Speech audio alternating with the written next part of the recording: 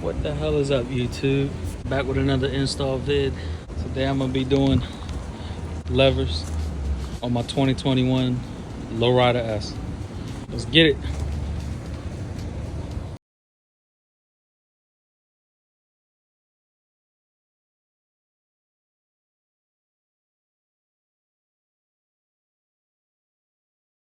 Take this mirror and turn signal off, just to give us a little bit more room to work on this brake lever.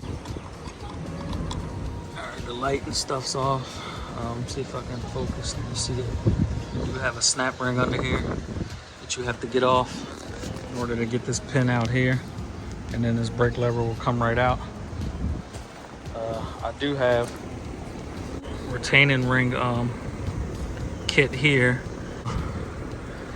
I don't know what size they are, but I'm gonna try to use the smallest one available. The smallest one I have. All right, got that first ring off. As you can see, it's real small. I did have some that fit right in there, went right in there. That worked out perfect. So this tool, having this tool here, helps out a lot.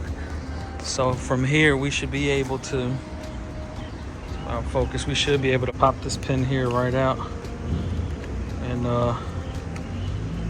brake lever should release. And as you can see, the brake lever is released. I do have to take this housing, loosen this housing up here to get that lever off. So let me go ahead and get that off.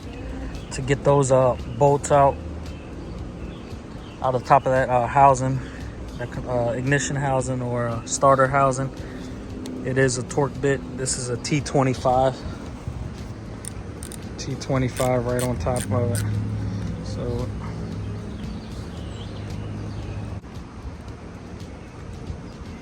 all right, that screw out of there. Oh, we got the bottom one on the bottom of the housing. All right, when you take the top of this housing off, you got to kind of ease this off the bar a little bit, just so you can kind of get this lever right up out of there. This is all grease in here, so I'm gonna see if I can transfer some of this grease over to the other one. Before it goes on, you see significant size difference.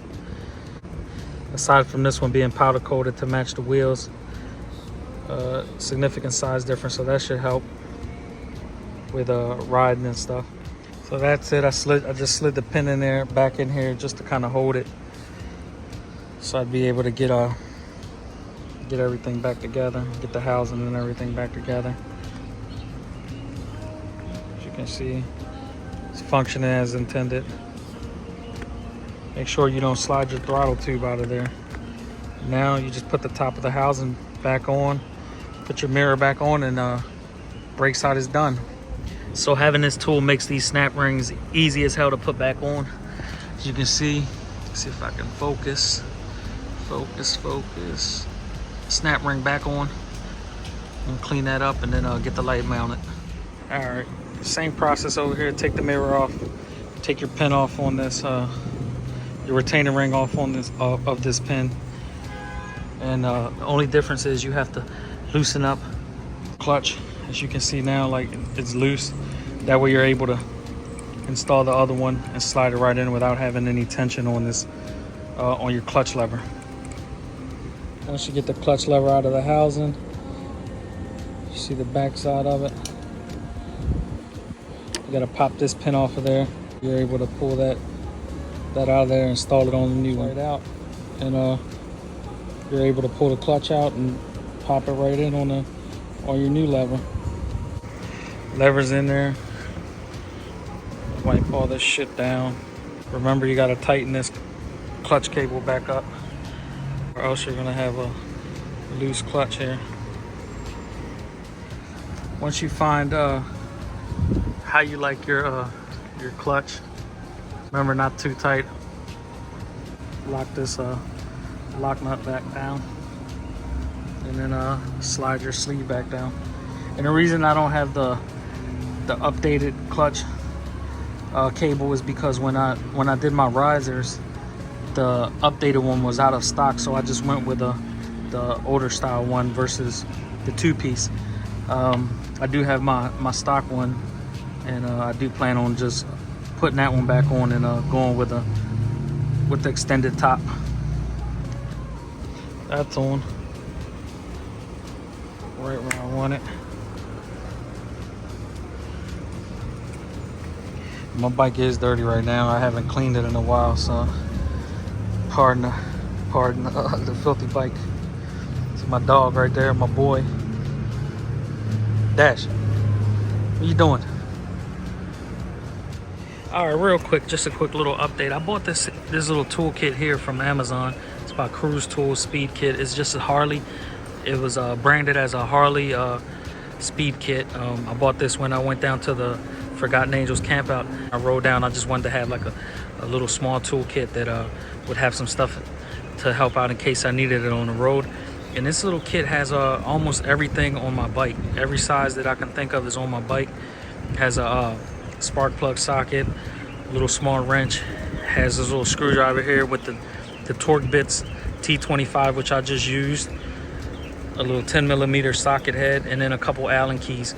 This is actually a pretty good buy, guys. I bought this for 20 bucks, and I'm telling you, every nut and bolt that I've worked on my bike so far, as far as like small stuff, this has had what I needed in here. And then you have a tire pressure reader as well. But just like a quick little purchase, $20 purchase. You know, you can keep on the bike. It's small. Like I said, everything fits right in this little bag. Let me put it next to this wrench for size reference. As you can see, everything fits right in this pouch, and it's real small. Doesn't take up too much space. Just a small little buy that I did that I thought would be helpful to everyone. Levers are on. Everything's back together. I think I gotta adjust my turn signals a little bit, but other than that, they look pretty good. So initially I bought these thinking they would match the wheel. They definitely don't match the wheels. They don't look too bad far apart, but it's not an identical match, which is what it is. I'm not, too pressed about it. But overall, they look real good. They actually look way better than stock. But like I said, they're not a total match of the wheels. But they look good. They look good. FXRT fairing is at the painters, getting installed when I get it back. Audio system will be getting installed as well when I get it back. Getting the last little bit of things done on here before this T-Sport comes off and the FXRT goes on. Like, comment, subscribe if you like what you see.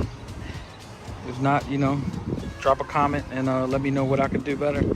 Lucky Daves, if you're interested, that's what they look on your bike. That's what they'll look like on your bike. Catch you guys on the next one.